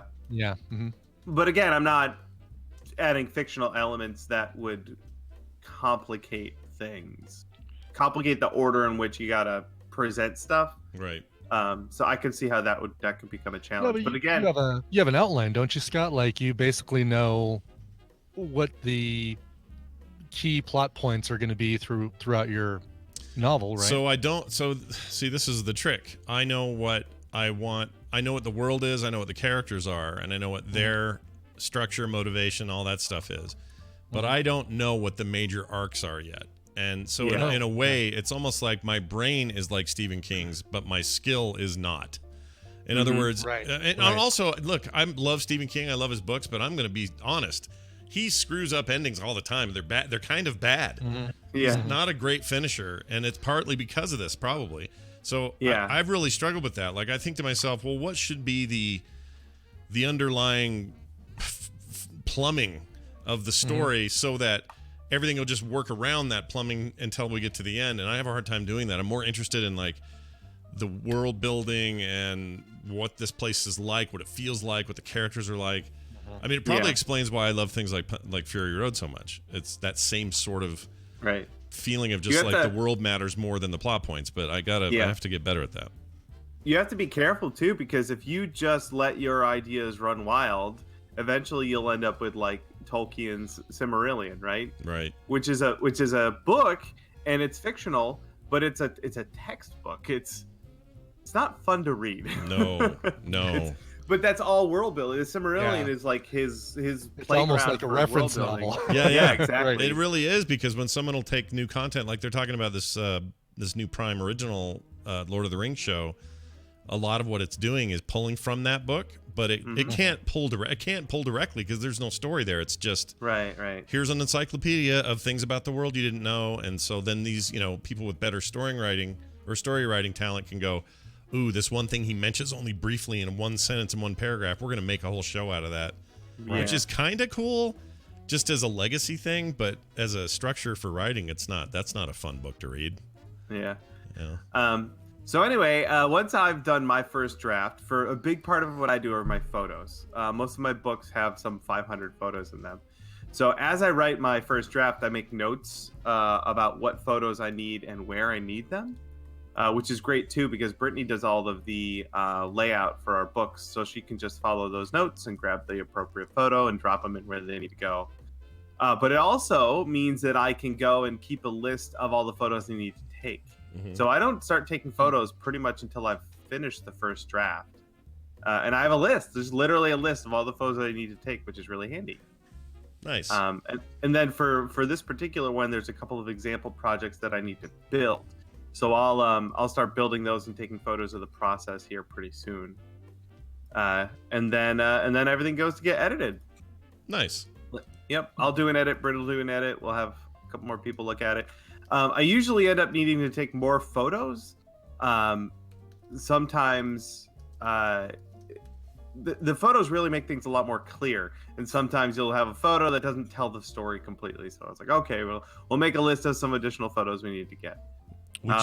Would you say everything gets compiled? Would you say that I've always felt like you and I were similar in this one way? I mean, whatever, we have a lot of things in common, but this one way in particular, the art side of what I do has always complemented the broadcasting thing side way more than I expected it to. And I always look at you and go, it's like you and photography. Oh yeah. Mixing it with your maker stuff. Like, it's the perfect complement, because you've made a cool thing. Now you need to show it in a way that's really dynamic. Yeah. That must be a huge advantage. Like, I know we don't ever talk about this, but probably a good idea for people to pick up those kinds of other complementary skills, whatever it is you're doing. Come up with something that normally you'd have to hire out or find somebody else to do or whatever. But in your case, you're like, you know what? I don't like how this page is looking, and I don't like how that shot is. I'm going to go take a slew of photographs and fix it myself. And before you know it, you've got a beautiful replacement. Yeah, having the equipment on hand and a set and the skills to just quickly run in and take exactly the photo you need. Yeah, that's a pretty handy thing to have. Nice. So which we'll end up doing, like just scrambling. We need just that one more photo. I'll go take a photo right now. So what's your timeline then? What do you think? How soon can people get their hands on this new? A couple months. We'll see. We got to get them. We got to finish it. We got to get it printed. There's a whole process. There's a whole thing you got to do. There sure is, but we're on it. We're working on it. Well, this is good stuff. Of course, people can follow that process or see when it goes live over there at punishprops.com. You also always leave us with a little bit of a link to look at. What do you got this week? I sure do. One of my fellow Project Egress contributors, my friend Sophie. You look up Sophie, S-O-P-H-Y, Sophie Wong, W-O-N-G, on YouTube. You'll find her YouTube channel. She's worth subscribing to. She does a ton of fun stuff. There we go. And she clearly has a ring light. She does. She worked on the newest Mythbusters TV show. She's a fellow Seattle person and a really wonderful maker and human being. So very, very nice. She goes over the part that she made. Yeah, it's really great. All right. Yeah, I'm looking. That's very cool. She seems super nice. Looks like a poorly made fidget spinner. Yes. Oh, I see what this is really cool. Yeah, what is that? What is that thing for? What's it? Just a little space prop. Just part of the door? Yeah. Yep, part of the door. All right. I love this stuff. It is kind of a fidget spinner. Space fidget. All right. Yep. Nice. Go check her out. Of course, that is Sophie Wong, Sophy, which is different than the usual spelling. So that's what you're going to want to look for. Bill Duran, he is at punishprops.com. And of course, you can find him here each and every Tuesday talking about this stuff. And on Twitter at Chinbeard. Bill, take it easy. We'll talk to you next time. See you later. Bye now. See you, Bill. All right. Who now? Let's spin the wheel and say, let's spin the wheel. Here we go. Oh, you got a wheel? Oh, no way, dude. Spin it. Oh, my gosh. Where'd you get that? Jury, it says. Where did you get that? That's so cool. From IKEA for $10. Oh, it's Radsky. All right, let's play this. These are their stories. Oh, I'm terrible with names. Joining us on the program remotely all the way from beautiful Oakland, California is Justin Robert Young. Good morning. Hello. Hi. Can you hear me? Yeah, I hear you. We can hear you just fine. You sound like you're in the room with us. Yeah. You sound... Oh my God, it's like magic. It is. I have some theories about Discord video that I will share when my experiment is done. But right now, I think it's only you're the only one that has problems, to be honest. Yeah. Sure. Whatever. It's not true. Just saying, there's nobody else that's ever had problems. Yeah, no one's ever else. You never had problems. You've always ever in the history of Discord. I really wish somebody would have said something about Discord earlier, though. Like, I feel like nobody else thinks about it. I feel like if only there was a voice earlier. Right, that would have expressed dissent against Discord and was silenced by. No, speak your mind. Don't be so cowardly, everybody. Like, just let it out. Yeah, let it out. Like a big poop, don't hold it in. Hey, Justin's here, and we got to talk about stuff. I have a theory, a political theory I need to throw past you, because on Tuesdays it's kind of what we do. We get a little political here sometimes. Not always, but sometimes. We do. I got one regarding all the hullabaloo going on right now regarding... I mean, it's always a tweet, right? These days, like that's what's setting everybody off as a tweet. We got. Well, there are tweets and there are tweets, and oftentimes I do poo-poo some of the vitriol that comes off of a random typo or some kind of retweet or something like that. But this is something that obviously has moved the needle, so I think it is worth this. All right, so here I have this theory about it. Trump to fill people in if they care, and if you've already tuned out, hey, that's cool too. But he put up a tweet about or a series of tweets, I think 3 total in the thread, that if you boil it down, and I don't normally like to do that, but I also don't want to read the whole thing. But it basically boils down to this: he wants the 4 congresswomen of women of color who are considered the squad or whatever they get called by people. They're considered. I think that's their name, if I'm not mistaken. They may have come up with it. Whatever. That is their own moniker. Not the most unusual thing to hear. Like people give nicknames or make their own Congress nicknames. people love it. They love. I mean, it. I think somebody else was posting old versions of it where. Paul Ryan and 2 other dinguses were like the Young Guns or something like that. But there was a great Veep a scene where a bunch of Congress people are trying to think of what awesome name they were going to give themselves. Yeah, it's a thing, and it's been around for a really long time. I mean, help. I guess he didn't coin it, but people called McCain the Maverick, and it's just that stuff. So anyway, he says go back to the countries you came from if you don't like it here, basically. Which is what your racist uncle says at barbecues. Even then, it's like, no, I mean, saying it like that, saying if you don't love it or leave it is a bumper sticker. Yeah. Right? Like, that's not necessarily super controversial. The problem is that when he's saying they came from countries, it's like, all right, well, 3 out of the 4, well, I always forget. No, 3 out of 4, 3 out of 4, you're right. We're born here.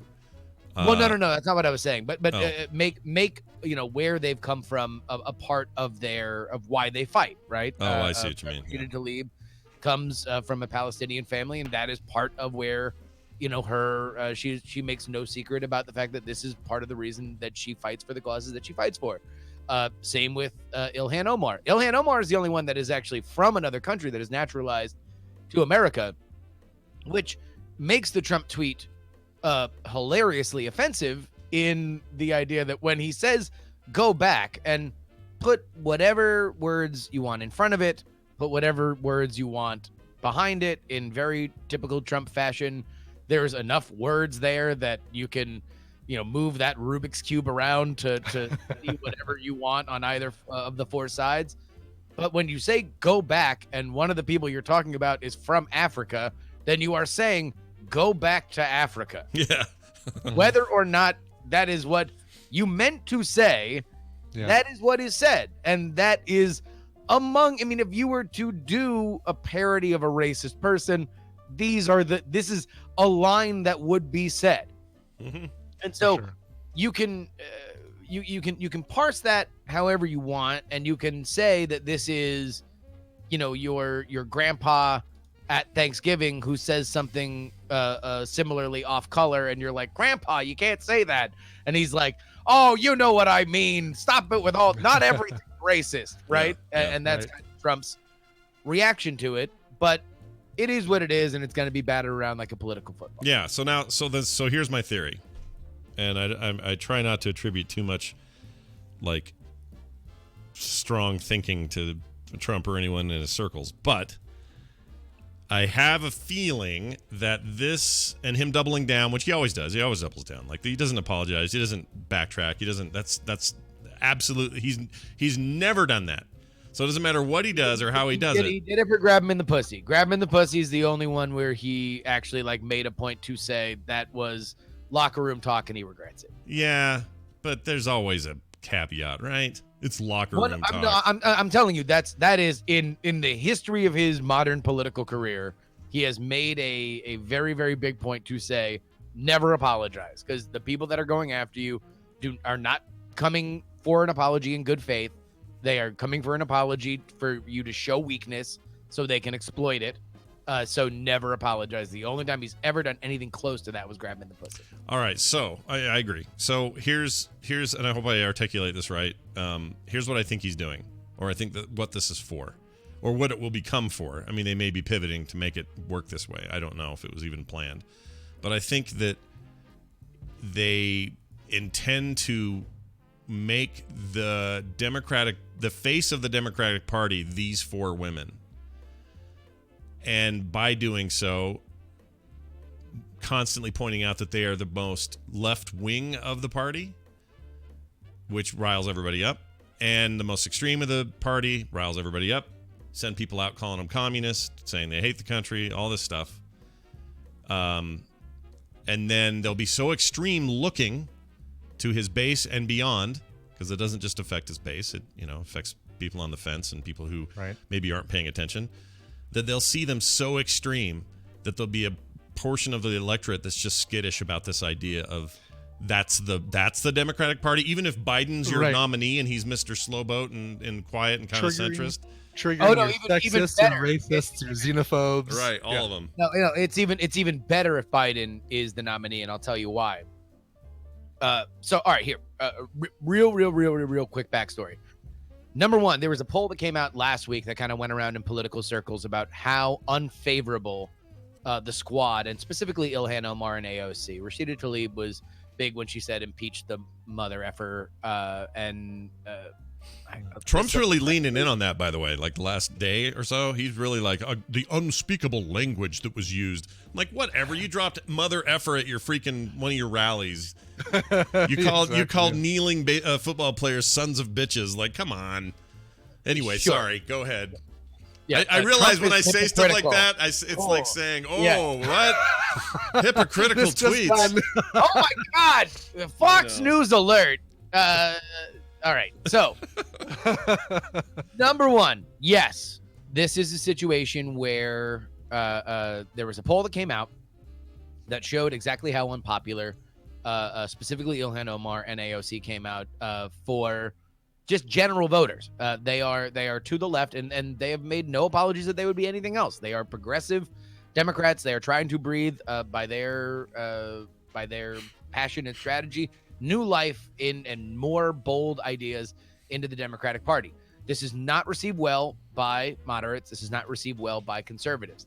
Similarly, there was an open war over the weekend between the Democratic House leadership and Nancy Pelosi and those 4. Nancy Pelosi came out over at the end of last week and held a meeting that said, guys, stop attacking our moderate Democrats. They are in vulnerable districts. We need their votes. So you can't have, like AOC's chief of staff did, call some of the moderate Democrats the new Southern Democrats. And if you don't understand exactly what that implies, Southern Democrats started the KKK. All right? Like, that's what you are saying when you're saying that the moderate Democrats are the new Southern Democrats. They were in open war over the weekend. The official House Democratic Party Twitter lit up AOC's chief of staff as if he was some rando that was referring to a congresswoman by her first name, Charisse. So that's all there. We understand that Republicans are like, the more we talk about AOC, the more we make AOC and Ilhan Omar the face of the Democratic Party, the more that you will have to explain why the nominee is not like that, or you will always be judging them together. Right. So then Trump comes in, and this was, I would encourage everybody to go to politics.com. I got a little essay that I wrote up there about how Donald Trump is our truffle pig president. He knows, in the way that a truffle pig knows where the truffles are, where that famed fungi is. He knows media attention. Yeah. He does it instinctually. Now, I think there's way too much time and effort that goes into us thinking about, oh, is he executing 4D chess? Is he doing it on purpose? He knows where headlines are, and he runs in the middle of it, and he demands that those headlines be his. It's easier to do when you're president than if you're a real estate developer, and it's exactly what he did on Sunday. I have I have $50 in my wallet that says he's never played chess. So keep going. You're good. Sure. I'm agreeing with you is what I'm saying. He doesn't know 4D chess. He doesn't know 2D chess. I don't care. Maybe he is. Maybe he's Kasparov. Maybe he's Alfred E. Newman. I don't know, and I don't care. I do know that his instincts are sharp on this, and this is exactly what has happened. Because Scott, I agree with you. I agree that the more AOC's fame relative to the 2020 nominee is very good for Donald Trump, and even more so if it's Biden. Because AOC does not want to support Biden. AOC would very obviously, if she did hit the trail for Joe Biden, she would obviously be trying to caveat things as much as she could. And now Donald Trump would have a uneasy alliance that he could try to drive a wedge through. Mm-hmm. I mean, this is the strategy part of this, where he's still a blunt instrument, but it's working it's working as needed. Like this tweet, because he already knows that none of his supporters are going to have a problem with it. You barely are seeing people have a problem with it in general who are in any way associated with the GOP. They're just kind of quiet and sitting on their thumbs. Freaking Mitt Romney making terrible, stupid, half-ass statement, all that kind of stuff. This is the thing that does baffle me, because I saw your tweet to Mitt Romney, or you yelling at Mitt Romney. I thought you were unfollowed that account or muted me or something. No, because you want to know what? People put it in my Discord. People they take screen grabs of you yelling at Mitt Romney and put it in my Discord. See what Scott did? Yeah. I have no idea what anybody wants Mitt Romney to do. Should he storm the White House and shoot the president? Like, what actual steps? What steps would make you happy? That's a good question. More than what he's doing now. It'd be nice if he used his position in the Senate to do what? Same as you're supposed to do. Hold the executive branch to account by to do what? So exactly. But what steps? What steps do you want him to take? Create a resolution. Have put it before the committee. A resolution to say, we are very cross with you right now with your language, mister. Yeah. Something what you want. More than that. More than what they're doing. Feel better. That would make you feel better if it were a resolution in the Senate and Justin, not a tweet. Listen, it would basically it would have the exact same effect as the tweet, by the way. But it Justin, would change nothing. Here's the thing, Justin. They would, if I know this is ad nauseum, people do it all the time, but if things were switched and it was a Democratic president saying these things, impeachment inquiries would have started 2.5 years ago. We wouldn't be this far. I don't think so. I don't know why you don't think that. The Republicans would lose their effing minds. Yes, no, and they would jump up and down and they would scream and yell, and there would be a vein visibly bulging in Sean Hannity's forehead, and ratings would go up for Fox News, and everybody would be worried about exactly all these memes that were going around on Facebook, and that would be that. It would be the same thing. I don't know. They started impeachment. What would be the impeachment? I mean, again, it took Bill Clinton lying on tape for impeachment to be brought the last time, and it failed. I know. I'm not saying, okay, well, then what's the point? Why have it? Why have that 25th Amendment? Why have impeachment? Why have any of these things in place for what are supposed to be co-equal branches of the same government? Like, why even have it then? So you all right? So then let's get down to brass tacks, because this is what you want. You want Mitt Romney to support impeachment because of Donald Trump's tweet. No, I want him to support impeachment because Donald Trump is a shitbag. And it's not just the tweet, and it's not just any of those things. It's the constant lies, and it's the everything else, and it's the palpable evidence that the dude's freaking. So support impeachment. That's fine, because that is a step forward. Aside from you didn't yell the right way, please yell differently. So I'm with you. All right, so you want Mitt Romney, anything short of Mitt Romney saying I'm for impeaching the president because of conduct unfit for the office, that is not acceptable to you. That is half-ass. The full ass would be I demand you support impeachment. That's full ass, sure. That's full ass. Yeah. There's some ass in between. But yeah, that's full ass. Okay. Because that's the thing that I don't get is when people are yelling at Congress people and they're like, they came out and said, I think this is bad. Like, what is your opinion? Your silence is deafening. I think it's bad. Not enough. No, that's not what a lot of them did. Some of them that's not what they did, though. That's not fair. So they come out and they go. I mean, I don't know. Mitt Romney it said it was bad and ugly, and I don't like it, and it is unbefitting of a president. I don't know what every else single one of those go. I am no way ever agree with anything these women do or say, but I also think the president maybe pushed it a little. Anyway, I got to go. That's basically it. That's what Romney did in that interview at the freaking airport. So you want him to agree with AOC? I want him to. No, I'm not asking him to agree with anybody. I'm saying, can they decry this level of racism from the standing president of the United States without all the caveats about how, well, I don't like these women either, but can they not? Do they have to do that? Why do they have to do that? What part of then F them and politics. They are two they are birds. Literally. I mean, okay, yes, sure. Wait, really? We've come to this point to say that politicians have different, are totally parsing literally every word they can, and they're trying to cover every inch because they might at some point be attacked for it. That's where we've come. We are literally 3 years in to the most controversial presidency in the history of my lifetime. And this is our grand lesson that politicians are weak-willed babies who don't say anything of any kind of consequence? Really? Yeah. That's where we are now? No, that's where I'm at now. Well, then why weren't you there before? I was there before, but I had hope. I've lost it. Had hope of what? I don't have hope anymore that any of this is for the betterment of anyone.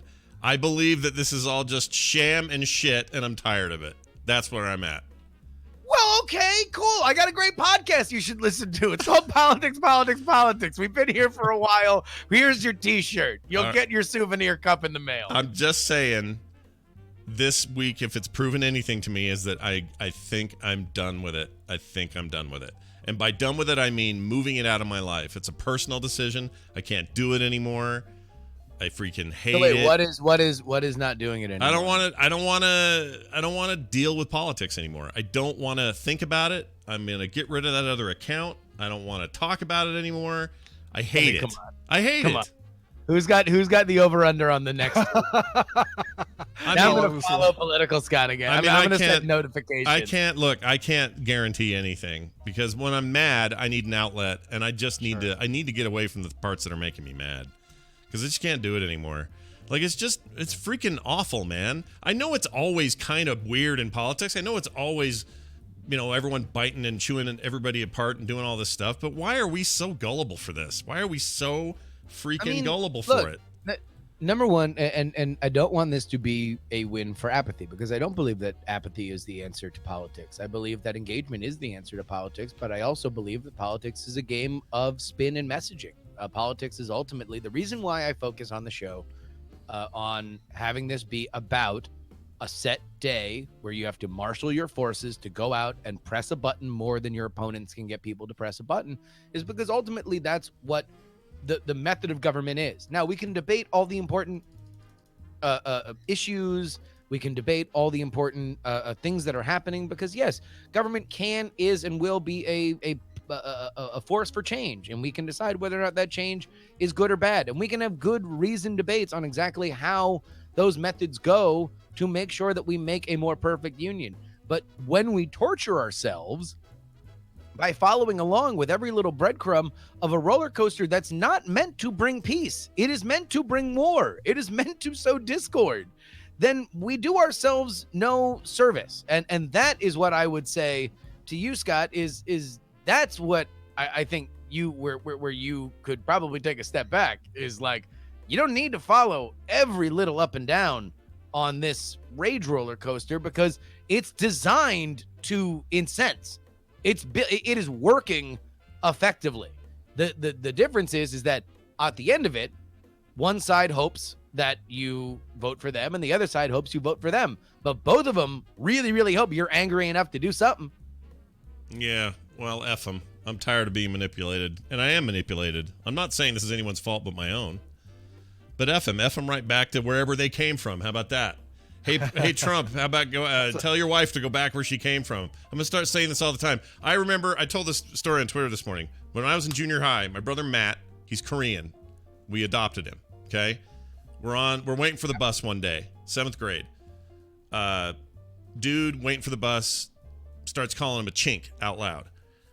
And then says, he says he thinks, or if I can beat you up, you have to go back to the country you came from. And then my brother proceeded in the next 15 minutes or so to just kick this kid's ass. 2 black eyes and a broken nose, or at least a bleeding nose. I don't know if it broke. Yeah. And I realized that what's happening today is a lot of talk. It is a lot of bluster. It is a lot of whatever. But it's also a little bit of that guy. Like actual racist pieces of shit. Yeah. And 100%. And the exposure that they're getting right now, because they have a friend in the White House, has just put me in this place of like, I just can't do this anymore. I don't want to do it anymore. And I don't like that feeling, because part of me is like, well, I have a voice. I should be able to say what I think. I should have an outlet for this stuff. But at the same time, I don't think I'm doing any good here. So I'm going to just do things on a local level, on a family level, on a friend level, and F the national picture of this, because F it. It sucks. It sucks big donkey wieners. You want to know what the funniest part about this is? That normally that's where we're at right after an election. Is that normally the national patience has been eroded right after election day, and it didn't. And now we all find ourselves, man, we thought it was really, really, really, really, really important to work through winter break. But guess what? Monday's here. Now's the time when everyone's going to be talking about politics for the next year and a half. This is only going to get, I mean, believe it or not, this will only get more intense. Oh, I will be shocked if I will be shocked if I survive this next year and a half. Like, the fact that I've like carved out a niche in which most people are upset with me because I don't immediately agree with one side or another. I'm just saying assassination's on the table. Like, I'm not saying that I'm important enough to get killed. I'm saying it's at least something that should be on the Vegas board. It should be up there, Justin's assassination. Yeah, at some point somebody might shoot me. No, you don't want that. Well, I don't want it. Jesus. I mean, I don't have a death wish. Yeah, that came out. It's going to get nasty. No, it's going to get worse. It's going to get way worse. It's going to get so bad. I have thoughts and predictions about day one of a new administration where he won't leave. I really feel like that's possible, or at the very least, if it's not possible, he will sure make it seem like he won't leave. Oh, no. He's not gonna. I mean, he's he's not going to leave our lives. He's going to go and he'll start his TV network and he'll be the loudest ex-president of all time. Like he already has what he wants. He's got his base and he'll be a kingmaker forever. No, he'll die. Even if he loses, he'll be a kingmaker forever. Not forever. He'll die soon. Don't you worry. This isn't a threat. I'm saying he's going to die because he's old. And when he dies, it'll be great. And when his family realizes, oh shit, we're not good without him for this shitty thing we do, then hopefully they will die in the public consciousness and move on to other things. That's my hope, is that old man freaking Trumpy Pants will just fall over one day and be done with it, and we can move on. And it can be the worst possible funeral in the history of presidential funerals. I cannot wait for that funeral because nobody there is going to be legitimately sad. Dark. You can call it dark all you want. I thought I brought it to a dark place when I said I might get shot. Good people die all the time. A-holes live too long. That's all I'm saying. I mean, okay. All right. I felt like we were at a healing point. It's a Justin Robert Young, everybody, over at Justin R. Young on Twitter. What? Sorry. Without a camera on him, I'm imagining that Jury didn't put on pants today, and I'm just reveling in the fact that Jury's probably screaming his head off during this conversation in his underwear, and I love that, and I don't ever want you to tell me it's anything different. No, yeah, just my jiggling belly as my arm flab goes flying as I swing. Perfect.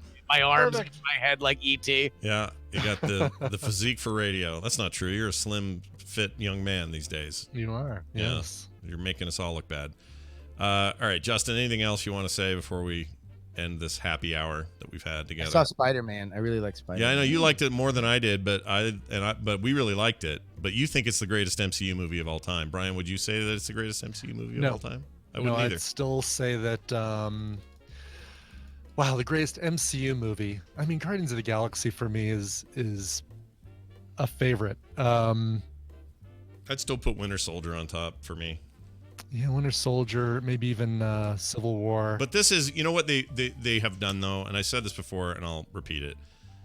Spider-Man, they have got Spider-Man absolutely right now. Like, it's so right that it makes you forget how wrong it's been, and it's so fun to watch it, and to still see that it's just a partnership with Sony. It's not even like, this is truly officially under the Marvel banner in the way that the other MCU movies are. Marvel makes the movies. Right. Sony gets all the money for the box office. Marvel gets the rights to Spider-Man to plug him into whatever else they want, and they get the merchandising. Right. Which is like insane. And it's also why Spider-Man has to wear 4 outfits every movie, because they need to sell 4 different. Oh my gosh, I didn't think about that. Night Monkey suits are going to sell a million of those action figures. Yeah.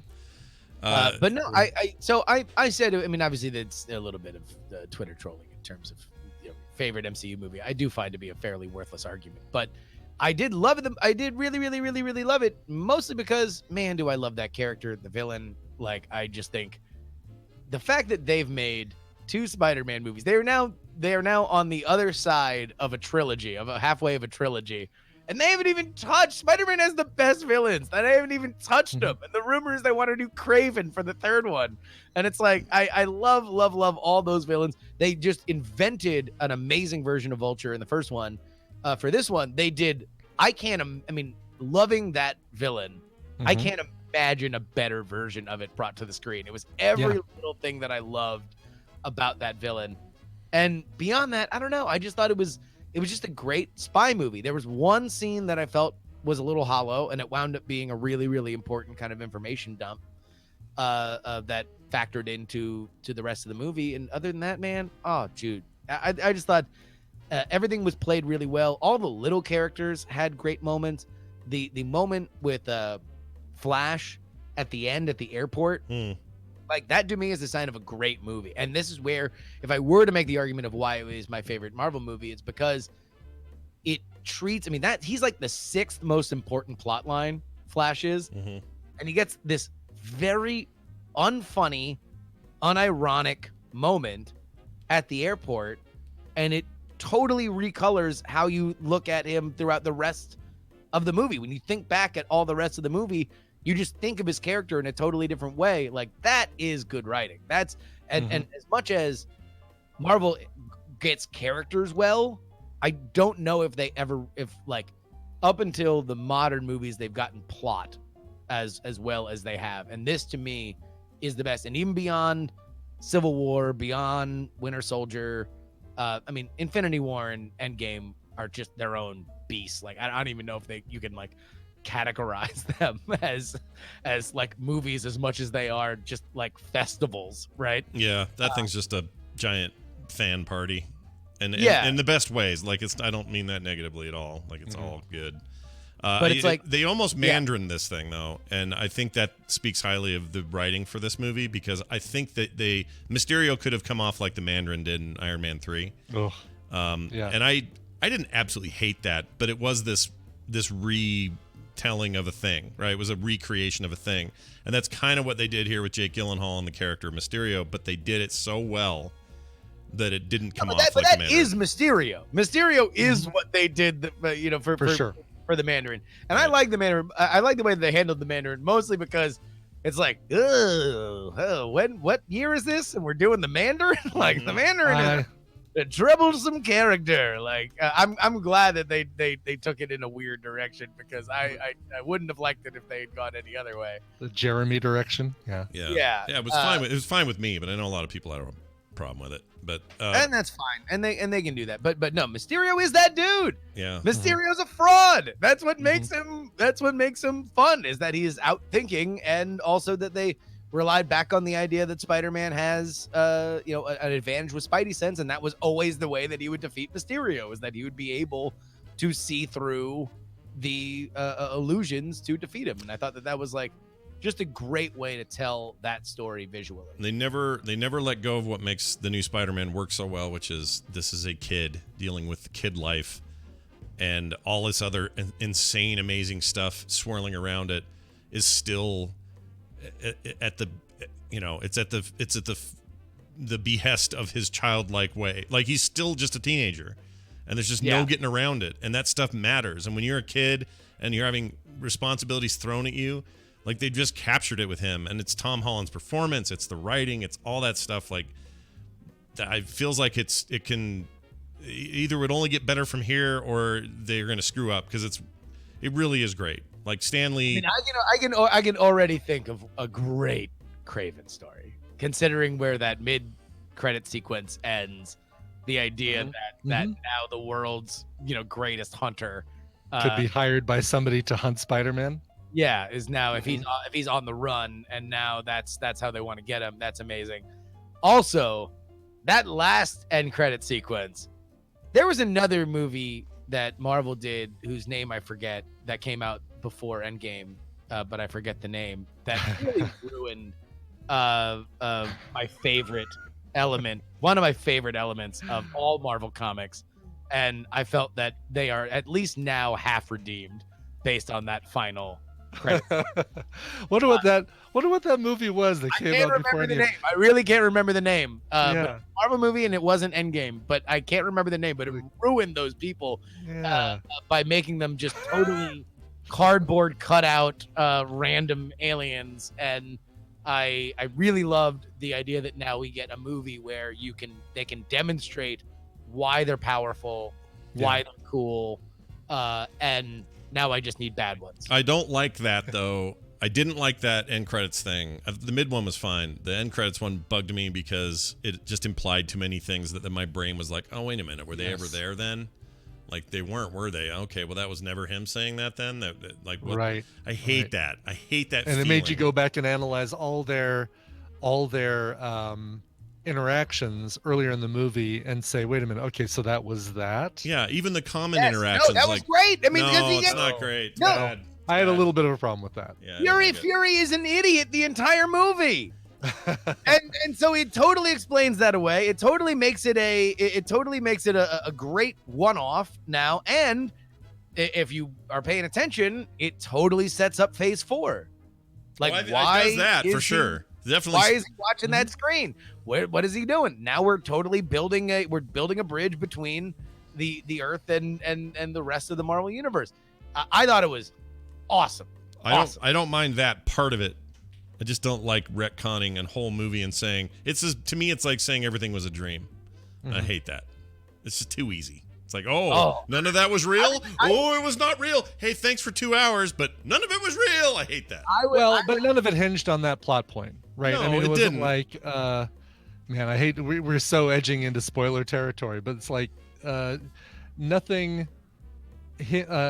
major happened that would make that hinge on, oh my gosh, that horrible thing happened. But it was all a dream. That part's okay. No, the only thing that happened was dude got played out for a sucker the entire movie. The entire movie hinges on the smartest, most capable person in that universe being played like a total sucker, and you're like, oh, I guess he's rusty. And then there's an explanation for it, and he's up to busier, more important stuff. And I'll agree with you on that. My issue is, all right, Nick Fury would not give somebody a certain piece of knowledge that Nick Fury had willy-nilly. What do you mean willy-nilly? He's up on the goddamn space station. They were They're all so right, okay. If you haven't seen Far From Home, mute your podcast for a minute. Starting now. Okay, go. Okay, so I feel like the code that Peter Parker gives Nick Fury over the phone to indicate that not everything is as it seems, that Mysterio is not Hogan. That Hogan does, right? Happy Hogan. I'm sorry that Happy Hogan does. Jon Favreau does. So we're saying that Nick Fury imparted that information to the Skrulls. That seems crazy. It does seem crazy, He's like to working give with the Skrulls. Yeah, but that's the information. That is the code that you hold in your pocket in case the Skrulls do something bad all of a sudden. Yeah, it's like nuke codes. You don't give those. And also, we got the sense that the Skrulls sensed that there was something up. That, like, the way I read that scene was that the Skrulls didn't exactly know what the fuck was happening. Yeah, maybe. And they survived because they are survivors, and they have super powers, right? So you're saying that the code was irrelevant, like that basically they figured out that, or they would have figured out also that Mysterio was BS. They found something was up as soon as the drone tries to shoot him, right? Like, and then they know for sure, and so they sense that there's something up. But yeah, no, I thought that was the whole scene with Fury and Hogan when they're the last scene where they're together, and Hogan's like, "Oh, I'm glad you picked up on my code." And they're like, "Yeah, of course." Okay. All right. Okay. You know what?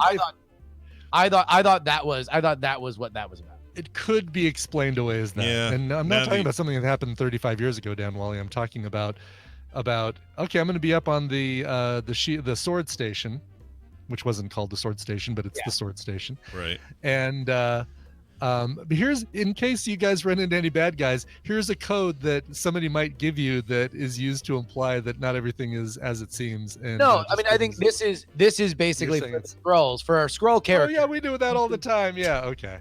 Yeah, I thought this was basically from their perspective, this is like, all right, they were meant to do a very simple thing. They were meant to give Spider-Man glasses. That was it, right?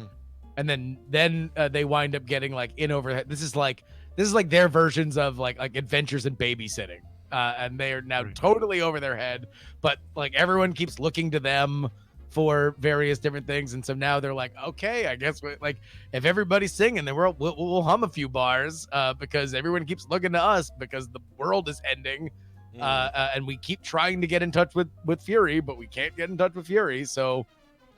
That is what it is. But I mean, I don't know, for them to reestablish, because I hate it. And again, God, I really wish I could remember the name of that movie, but I hated how they handled them. I hated that they made them good guys. I hated that they were just, short-term shapeshifters, as opposed to what I've always loved about the Skrulls and what I think makes them such a great storytelling device is exactly what we saw in that movie. That they are long-term mimics. That they will fool your family, they will fool your best friend, that this is what they do. And to reestablish that in a great movie and then reveal it as a surprise, now every time somebody is acting weird, you're always going to wonder if they're a Skrull. And that to me is the reason why you have them in your universe.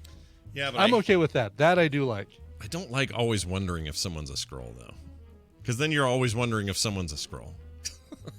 You know what I mean? Like, I don't want to go through all the Marvel movies coming up in Phase 4 and go, is he real? Is that guy real? How about her? Is she real? Maybe she's not. Maybe she's a Skrull. I don't know if I like that. I love it. I think it's great. I think you can use it whenever you want. And of course, at some point, they'll make, the Skrull detector or whatever, and they'll, have somebody that'll be able to sense it. And that'll be the way that you can get around your, like, oh my God, every movie, we're going to worry about it. Like at some point, Rocket Raccoon's going to make a pager or something that'll go off anytime that a Skrull's around. I hope you're right about that. That'd be great. All right. We have definitely covered both sides of the spectrum today. A little bit of Marvel, a little bit of politics. If you'd like more from Justin, there's always more. Do you want to tell people what they can get and where to get it? Yeah, so of course we have the Free Political Newsletter at freepoliticalnewsletter.com, but I've actually started kind of blogging. What? For like time and forever. Blogging. About politics. So I'm taking a lot of the stuff. If you just want an easy place where you can find the political podcast, the political videos that I've been doing, then you can go to politics.com. Nice. It's all right there. People should go there. Go check it out. Justin R. Young on Twitter. Take it easy. We'll see you next time.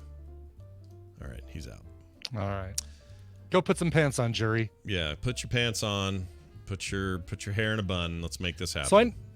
So I apparently need to see Far From Home again, because Sidian is saying he's Happy calls Nick Fury and starts saying stuff, and then Nick Fury translates that nonsense to be what leads to the end credits or the post credit sequence.